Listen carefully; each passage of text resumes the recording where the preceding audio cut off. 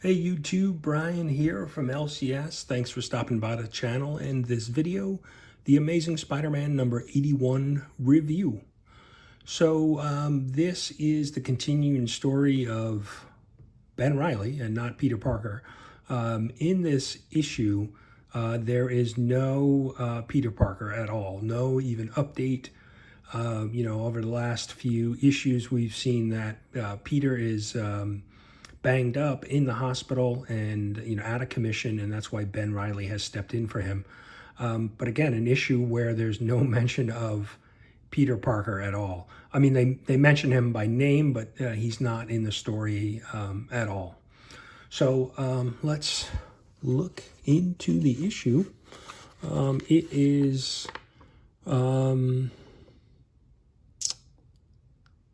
Saldine Ahmad and is the writer, so different writer this issue than in the last few, and then artist Carlos Gomez. So they've been doing that. They've been switching up the team. A little inconsistent. The artwork in here is pretty good, though, this issue. So the story opens up, and basically Ben Reilly is talking with Marcus, his handler from Beyond, and basically they're reviewing or going over Ben Reilly's next mission. And so they basically say that there's a new villain or there's a threat that's happening over in Brooklyn, and they want Ben Reilly to go deal with it. This big tree-looking dude, Rhizome is his name. Basically say he's very strong, punches like the Thing, very fast, and destroys buildings. And, Marcus kind of gives Ben Reilly the heads up and says, look, if you run into the other Spider-Man in Brooklyn, please remind him that Spider-Man, the name, is an intellectual property of Beyond. And, he's breaking the law by using the name. So Ben says, hey, I'll do the best that I can to talk to him about that if I run into him. So he goes, before he heads out, he meets up with his girlfriend, Janine. And it's the dynamic between Ben and Janine is very much like Spider-Man, Peter Parker, and Mary Jane. She's worried about him, and he's got to go off. He's got, responsibilities. But, he's telling her not to worry. So interesting, very, very parallel. Obviously, Ben's a clone of Peter. So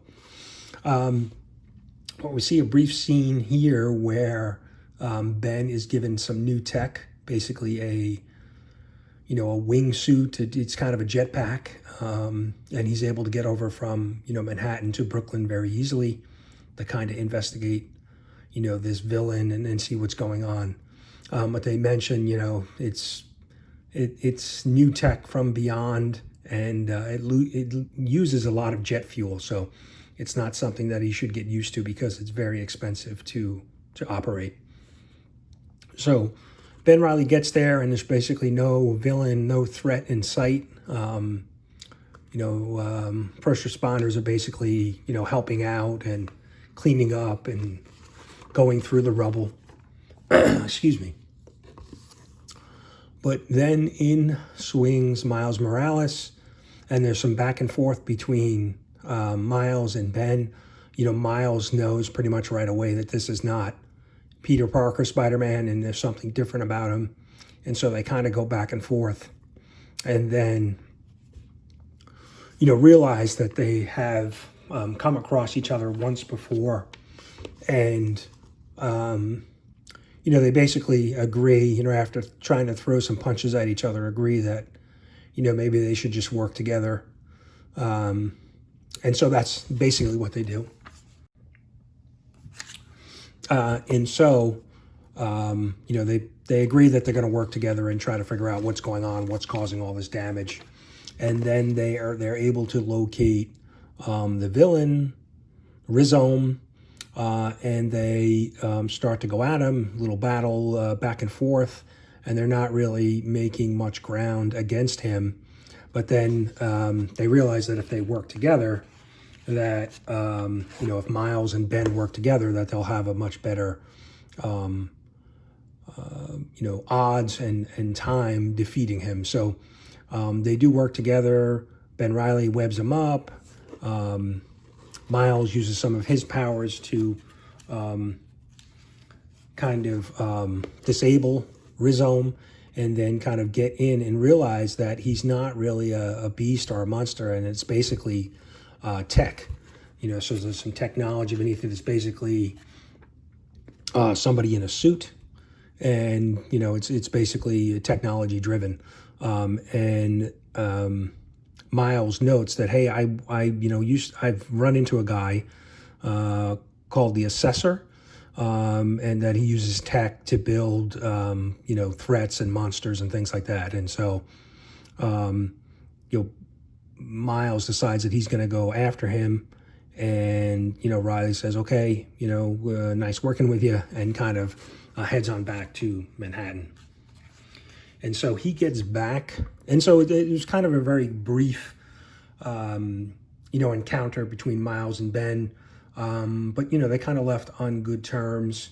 And Ben did mention to Miles that Parker was hurt and in the hospital, and that he's filling in, and he did have Peter Parker's blessing to do that. So that's really what kind of calmed Miles down, and was okay then to work with Ben.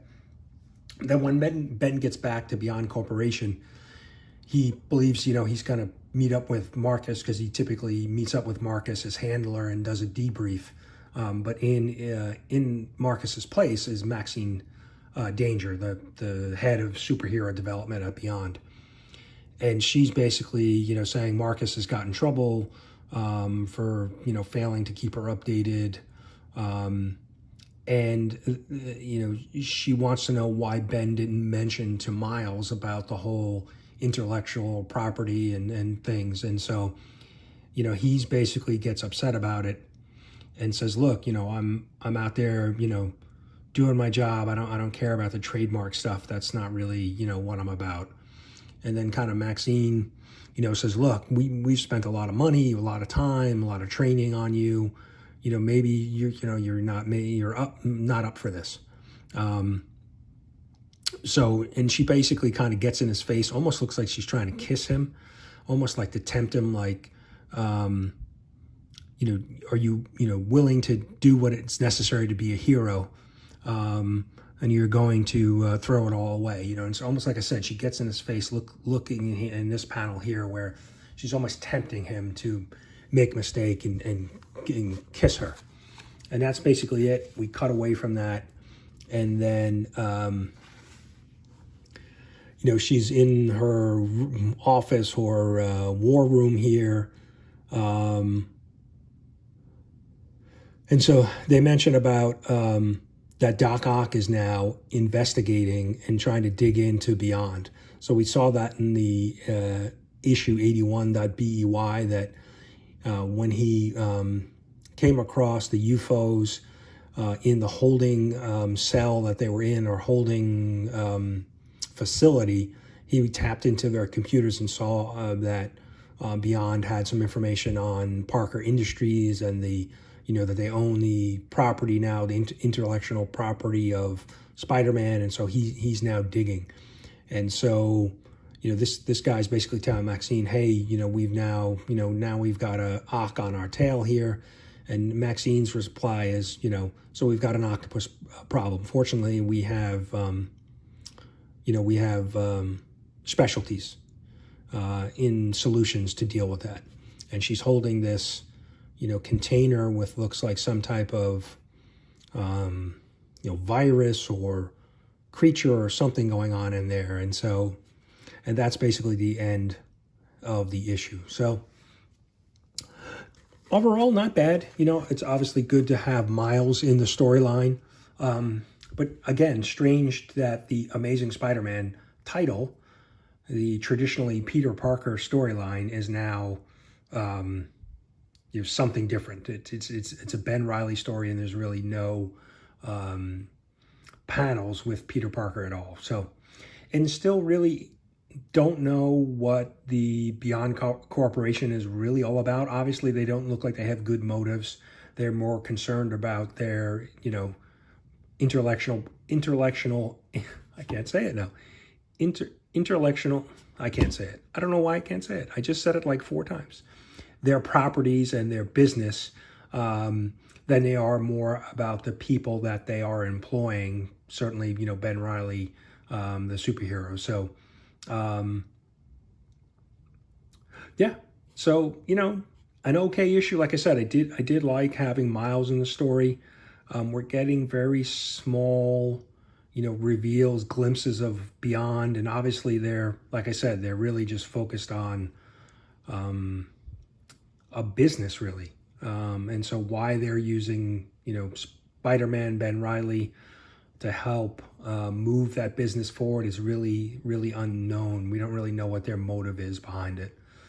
And then Maxine Danger looks like a little bit of a, you know, she seems like she's a loose cannon. So, yeah.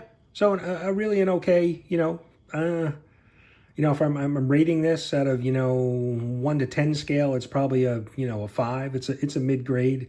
It was okay. Not that great, but not that bad. Middle of the road. So let me know. Let me know down in the comments what you guys think. Are you reading Amazing Spider-Man? I know a lot of people have dropped reading this because of the Gleason run. But let me know what you think if you are reading it. I know there are some, you know, faithful Spidey fans that are still reading this, giving it a try, seeing where this story's going. It's been okay for me, better than the Gleason. But again, it feels like we're in a little bit of a slow burn here with Beyond, and the inconsistencies, you know, swapping creative teams around, different writers and different artists. The book has felt, you know, at times looked really good, and the story's been pretty good, and then there's other times where the art hasn't been that great and the story hasn't been that great. So I don't know if they're trying to find a consistent team or a combination, you know, that they think really works well between a writer and an artist. But I just, publishing the book now 3 times a month and then having various teams work on it, I just don't think leads to the long-term success of a character like the Amazing Spider-Man with a long history and a big fan base. So I think they really need to settle in on a creative team and let them run with the story. So we'll see. But that's it. That's my review of the Amazing Spider-Man number 81. Like I said, please leave me some comments. Let me know. Are you reading this? What do you think? Have you just totally given up on Amazing Spider-Man? And just let me know. Love to hear it. And we will be back with our next review in issue 82. Thanks for watching.